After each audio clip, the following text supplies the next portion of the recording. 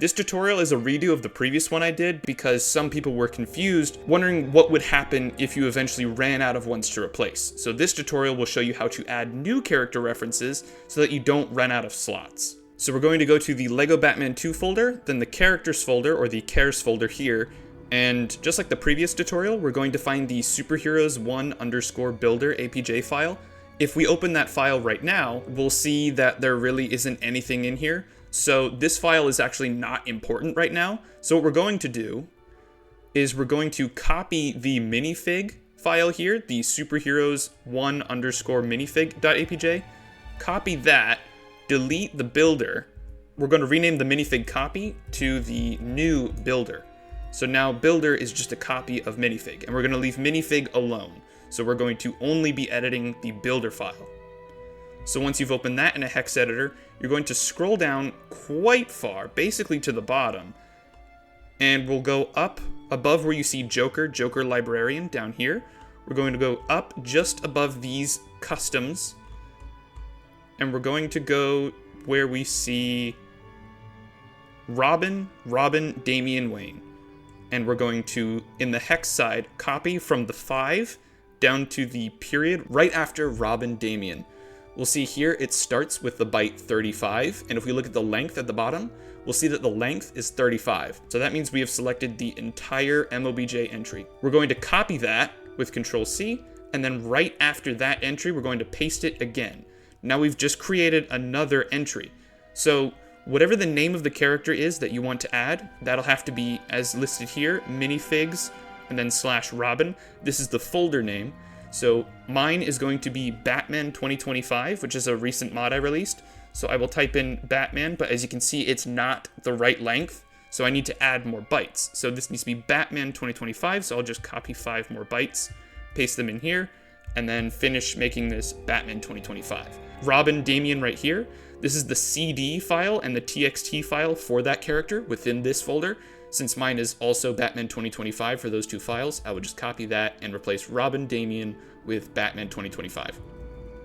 And since we changed the length of this, remember this here was 35, now we can see the length is 38, so we're going to need to change that. So the entire length of this entry is 38, so we will change it from 35 to 38. And then we need to measure from the end of the entry to right where Batman 2025 starts, right here. And we see now the length is B instead of D, so we change this byte right here to 0B. And then we're going to select from 1 byte, this period, right after the slash for the folder name. Select from here to right when minifigs begins. And now we see the new length is 15. So we changed this byte, which was originally 10, to 15. So now we've changed the length of the entire thing to 38. The length of the minifigs folder reference to 15, and the character file name to 0B.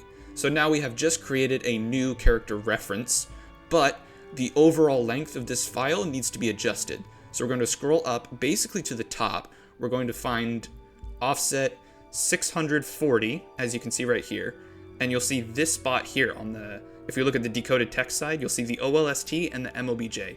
These determine the length of pretty much the entire file. The 1957, this is the overall length of the entire thing.